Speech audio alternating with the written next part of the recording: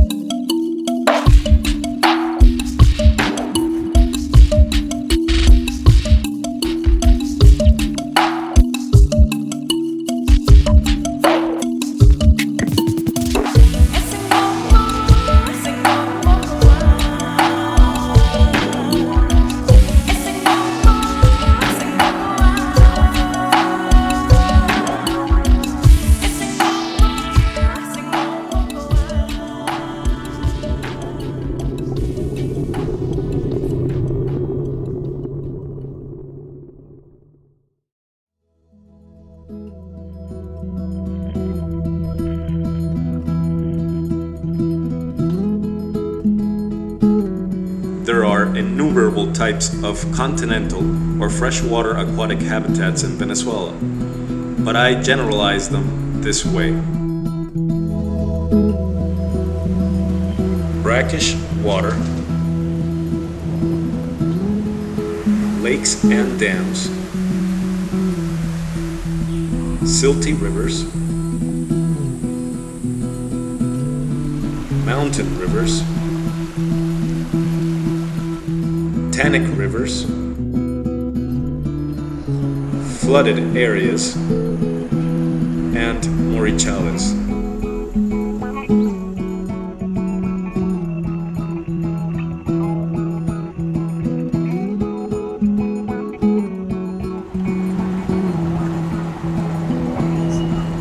In the wild, from humans to plants, they all depend on our natural aquarium in many ways.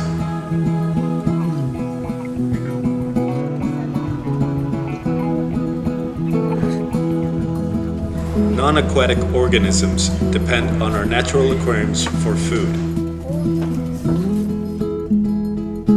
as the birds that feed on fish and crustaceans. They also rely on our natural aquariums as a drinking water source, or simply to take a bath.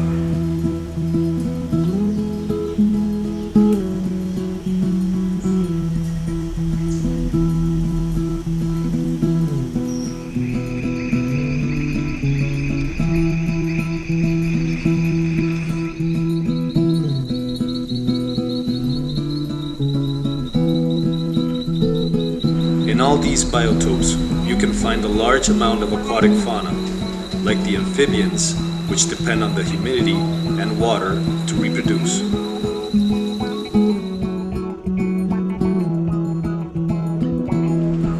Other important inhabitants of our natural aquariums are the reptiles. They occupy the top of the food chain of all these aquatic systems. Some of these reptiles are extremely dangerous, like this Micrurus naturari, which is the most poisonous aquatic snake in Venezuela.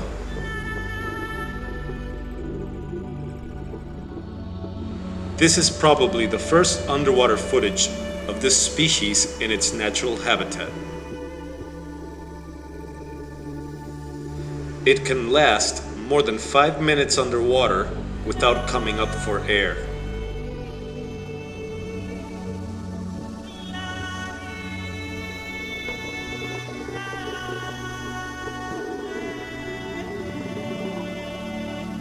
It is commonly called the aquatic coral snake, and this specimen was over 4 feet long.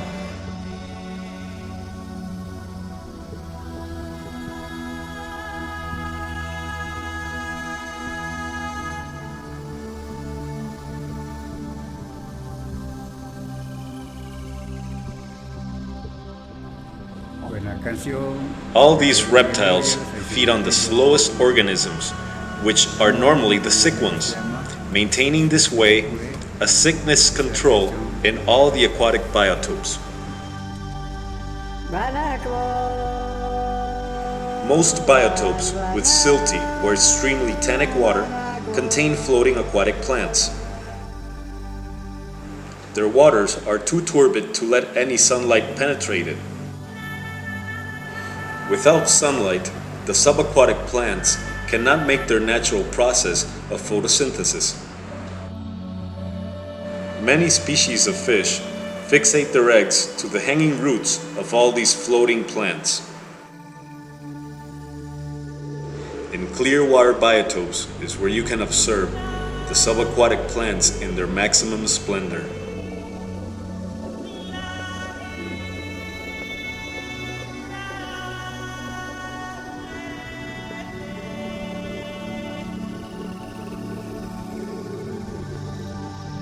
The aquatic and subaquatic plants are important in all healthy aquatic systems.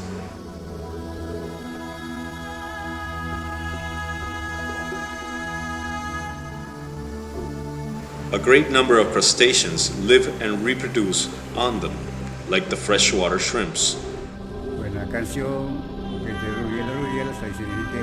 These shrimps and crustaceans, big or newly born, are a key food source for almost all the fish in our natural aquariums.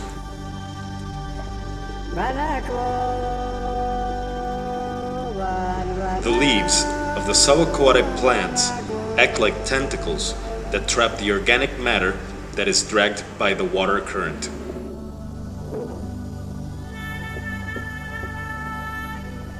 This organic matter is then consumed by the fish.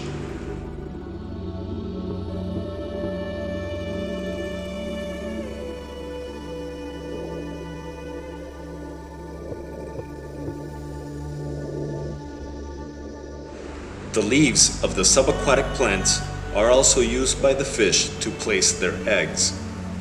Once the fry are born, they use the large amount of vegetation as a hideout, avoiding this way to be eaten by the bigger fish.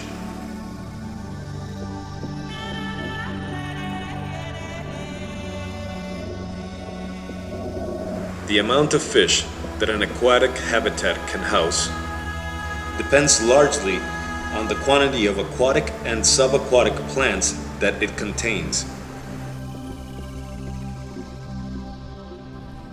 If there are more plants, there will be more places to place their eggs, more hideouts, and more crustaceans to feed on.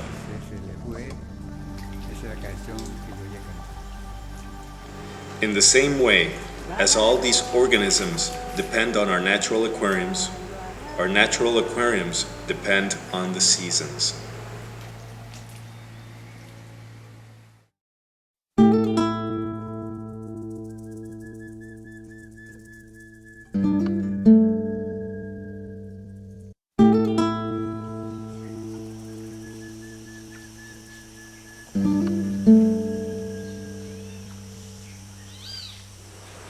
There are only 2 seasons in Venezuela, the rainy season and the dry season. We're here in the natural habitat of Corridoras septentrionales, Corridoras aeneus. You got millions of Otocinclus, Affinis, and you got a lot of Oplius. There's a lot of turtles and some crocodiles. There's Apistogramma hognei, and there's a lot of hatchet fish, the Thoracocherax stellatus. All these little pools, which here are called pozos, are what is left over of all the flooded waters from the rain. When the rains hit this area, all the land around it floods. Once the dry season starts, all the water level goes down, and only these little pozos or pools are left behind. All the fish are stuck here. The ones that weren't intelligent enough, or the ones that didn't have the instinct to go down the river to the main river, are caught in these pools.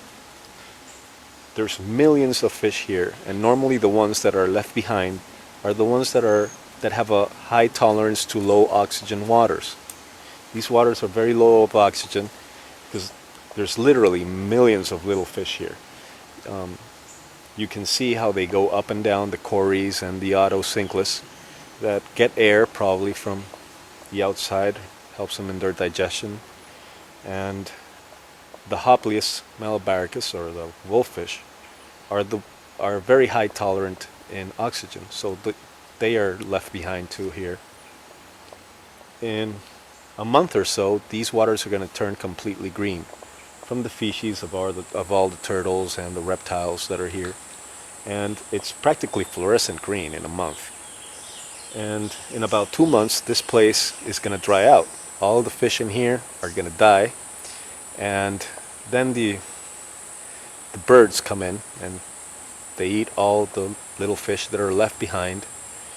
And the big fish, like big plecos, big suckerfish, or big Hoplius that cannot be eaten by the birds, are going to be eaten by either the crocodiles or some scavengers. We have small foxes here, small wolves. Or if they die, and they're going to be eaten by the vultures. So we'll try to come here in a month and try to film it when it's really green. And the sad part is that all of them die. All the fish here die. And it's part of the ecology here, it's part of nature, and that's how it works in this area of the Cojede state in Venezuela.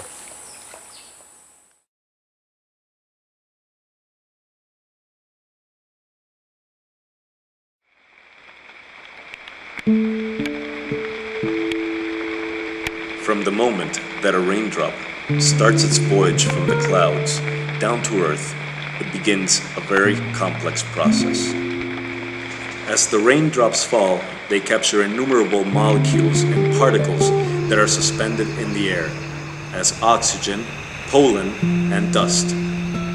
As they fall through the trees or hit the ground, they bring life to all the flora and fauna.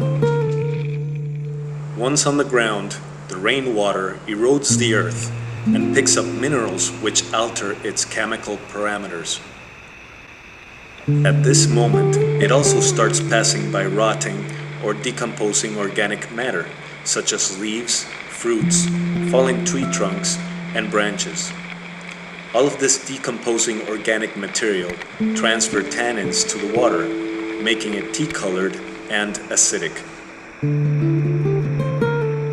As the millions of drops get together and saturate the ground, the excessive water starts to flow, creating small miniature creeks, which bring all these new natural chemicals into the rivers, creating our natural aquariums.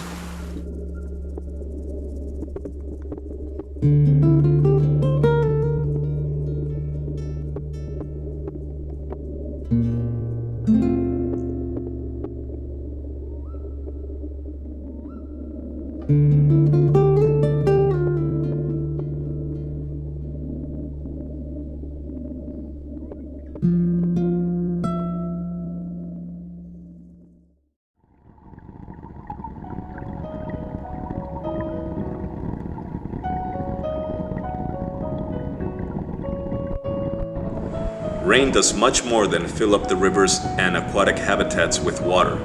It modifies the landscape by eroding it.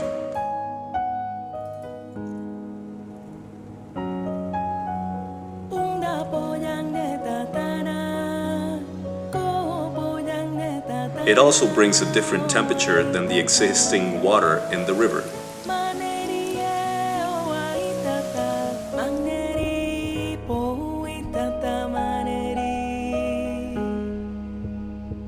All these water parameter changes activate the fish reproductive and migrating instincts.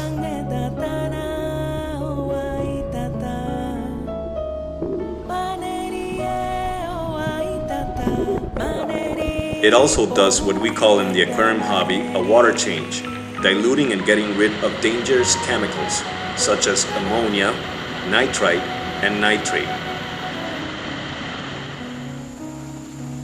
The water parameters of any rivers are greatly influenced by its surrounding land substrate and vegetation.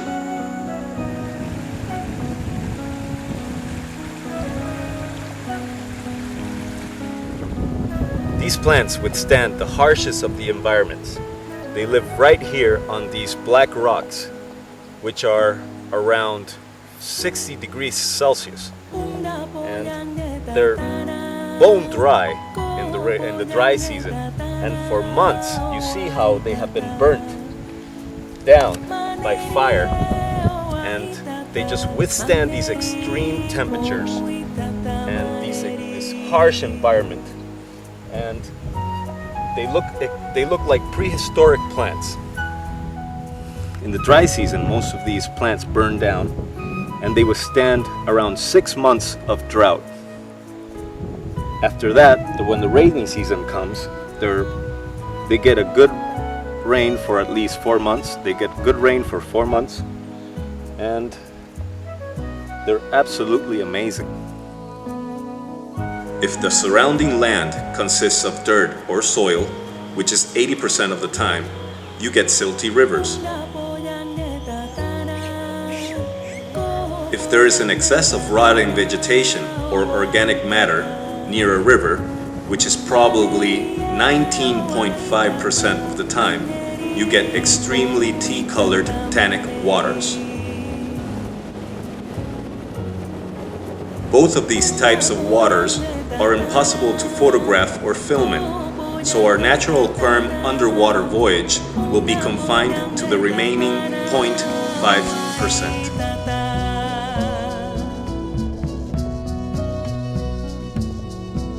The equation is simple. The remaining 0.5% of the rivers have clear waters, and as the statistics show, they are very hard to find.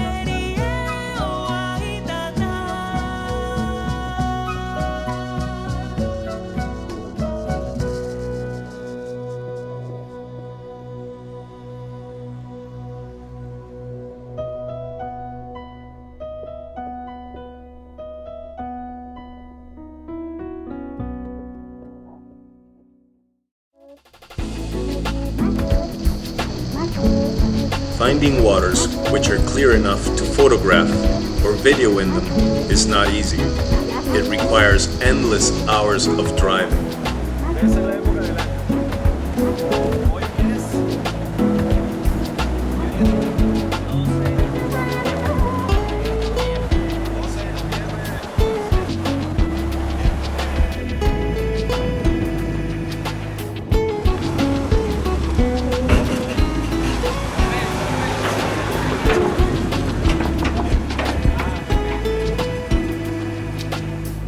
Got the car on the barge, and this barge takes us across the Orinoco River, which is the biggest river in Venezuela. The ride is around 10-15 minutes long to the other side, and once on the other side, we're officially in the Amazon state of Venezuela.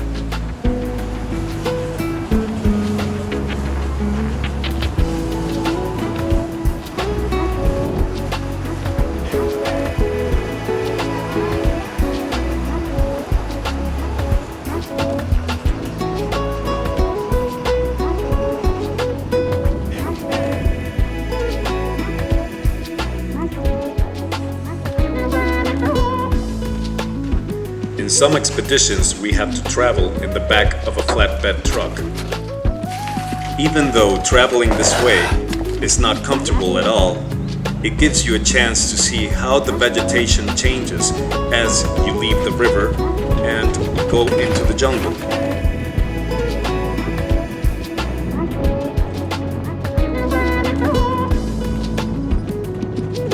It also gives you a good point of view of how some little Amazonian towns look like.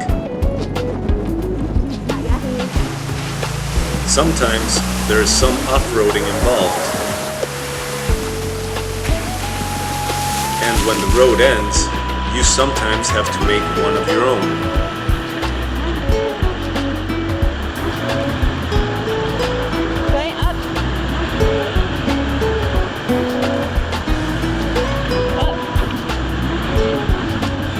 But when the cars can't go any further, you get on a boat. Walking is also the only option in many occasions.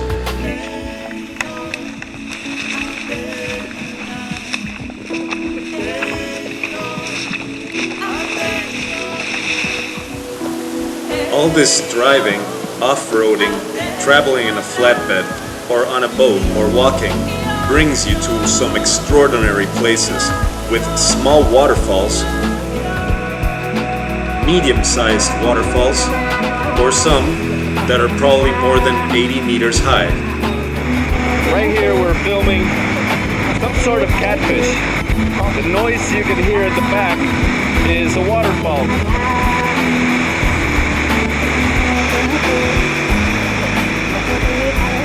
In the same way as we travel through the roads, the rivers are the roads where the fish travel.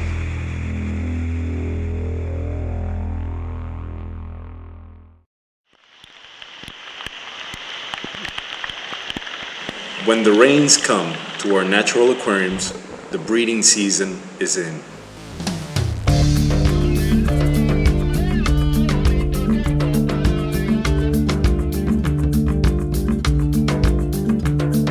The main river on the east, so all the fish are trying to swim up through the current and go up to the flooded area to lay their eggs and reproduce.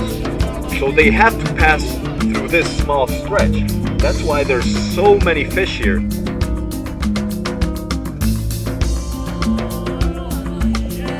Once the fish get to the reproductive areas, they start courtship. Cichlids are a good example of how all this process takes place.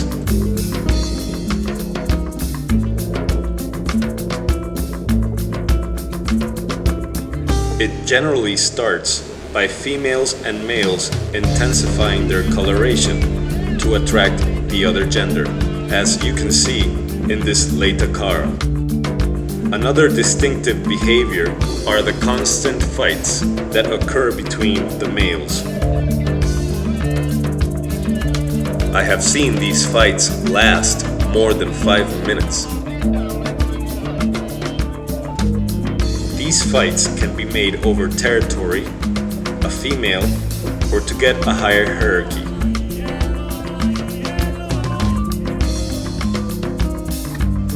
Once the fish pair off and mate, the offspring is generally taken care of by both parents, as in the Leta Cara, Mesonauta, or the Cranicycla.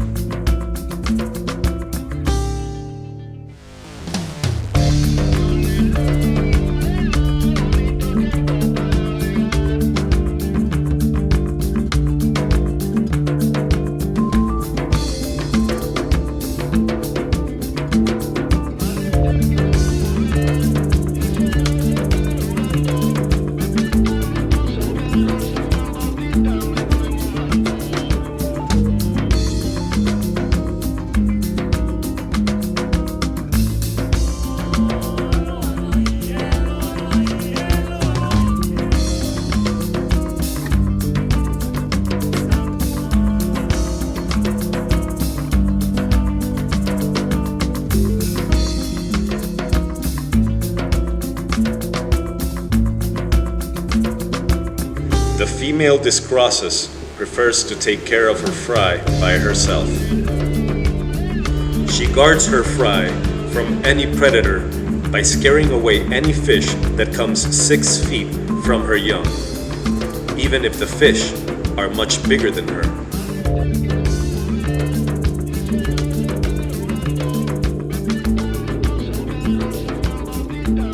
When she feels that her fry are not safe, she moves them to another area.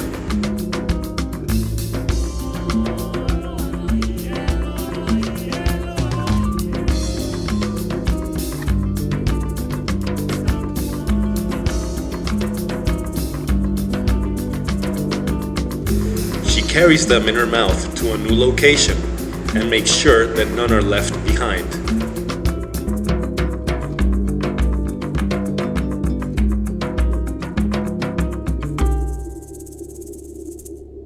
At the same time, she still has to defend the area from any possible danger. The female apistogramma prefer to take care of their fry by themselves too, but the males are always nearby to help guard the area.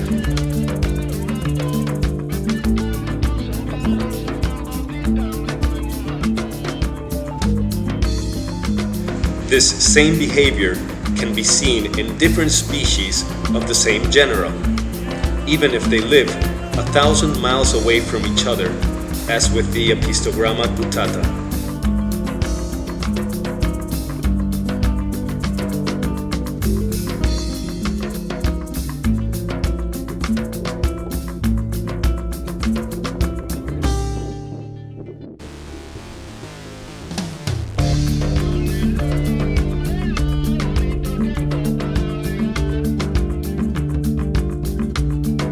Some cichlids take care of their fry until they're quite large, as the Cranicycla geayi.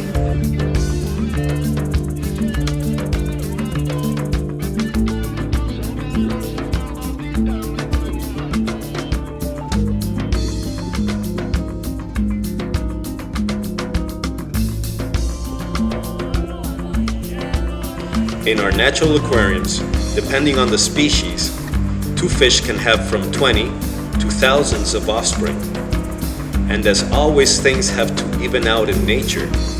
Someone has to take advantage of all this new biomass.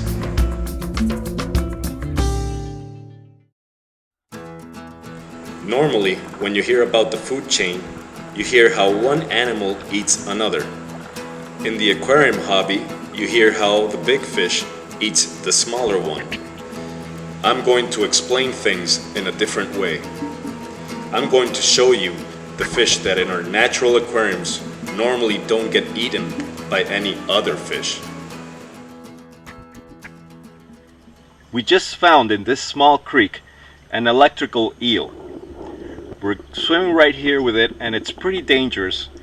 It discharges large amounts of electricity. So we're gonna try to come and swim with it, and I'm just trying to be very cautious because I don't want to be electrocuted.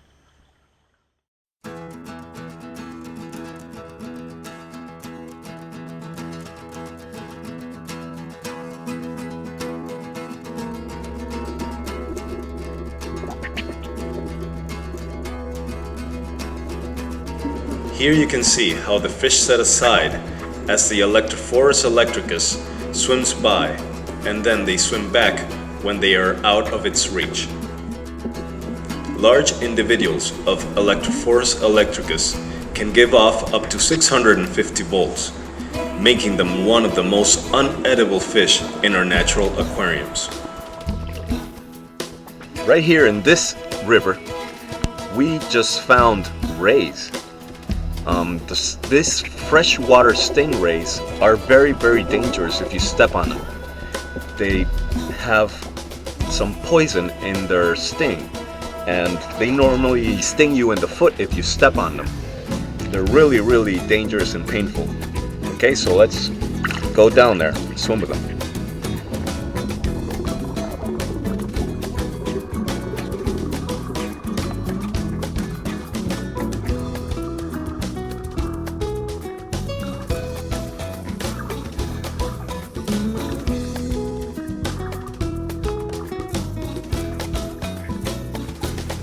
One of the curious things that I have seen in our natural aquariums is that if a river has rummy-nosed tetras and rays, the rummy-nosed tetras are always found swimming around them.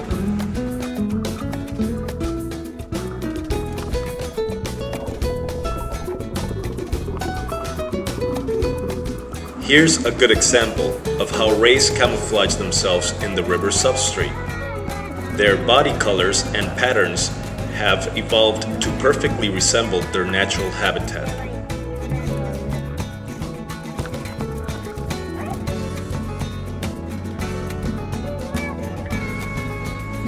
This part of the river was approximately 15 feet deep.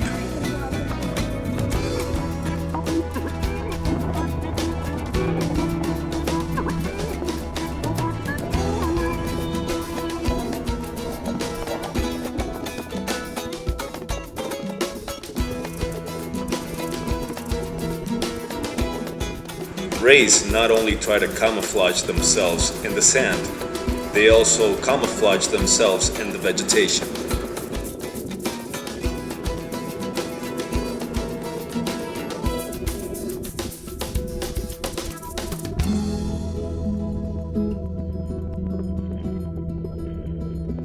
This large ray got very angry when I tried to get a second close-up of its eye, and it struck the camera.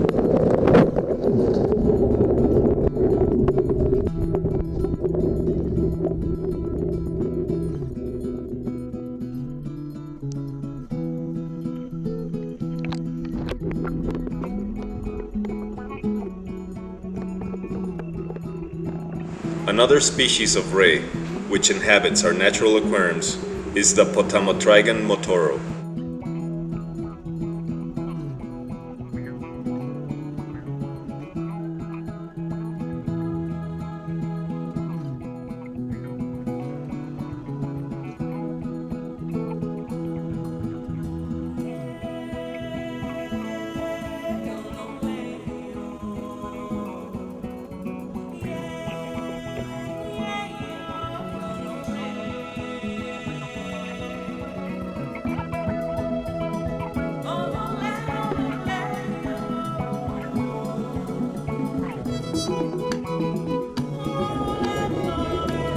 The other untouchables are the piranhas of the Pygocentris Pricestobricon Cerasalmus genera.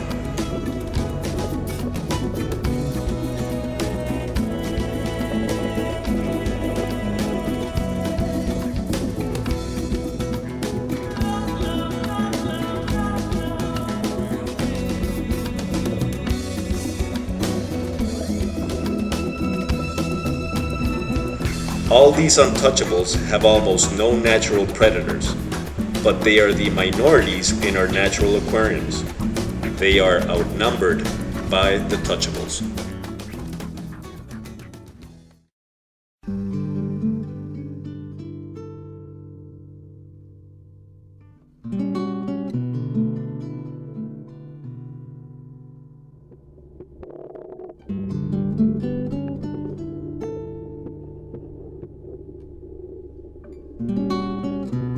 Even though tropical aquarium fish are kept by millions of hobbyists worldwide, little is known of what their natural habitat really looks like.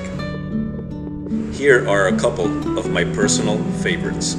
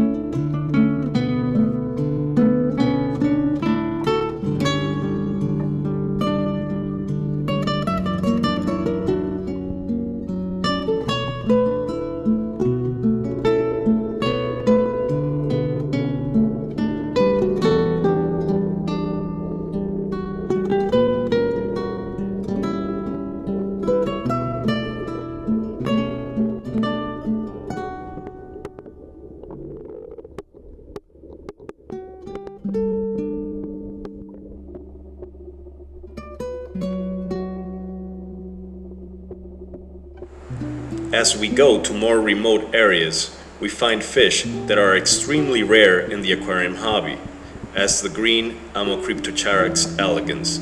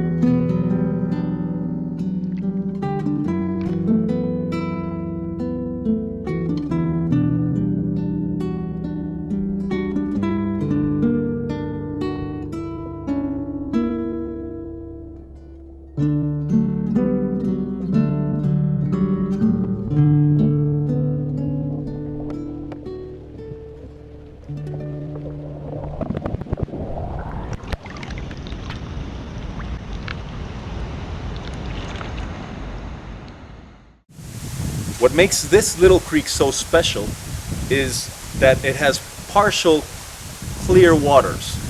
The waters are not extraordinarily clear, but I hope they're good enough to film the Corydoras Aeneus underwater. And its waters are pretty cold, it's around 24 degrees Celsius.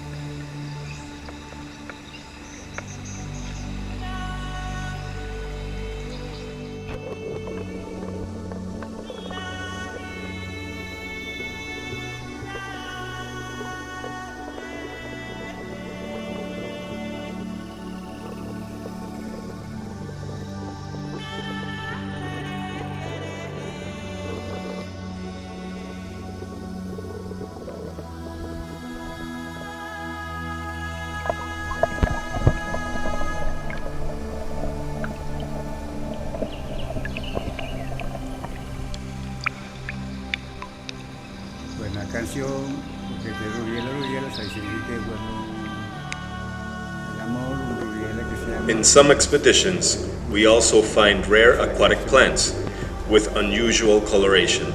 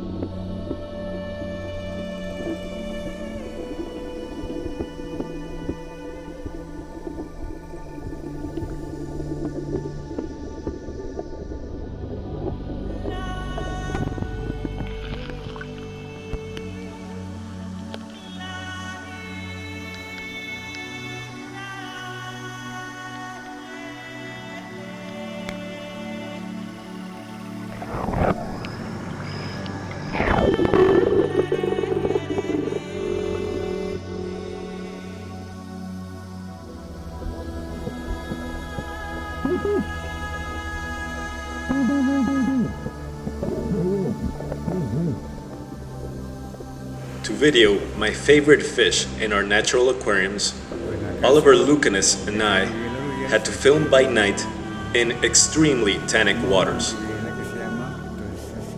This fish has partially disappeared from all the clear water streams by uncontrolled collecting and river water poisoning done by the natives to fish. And here it is.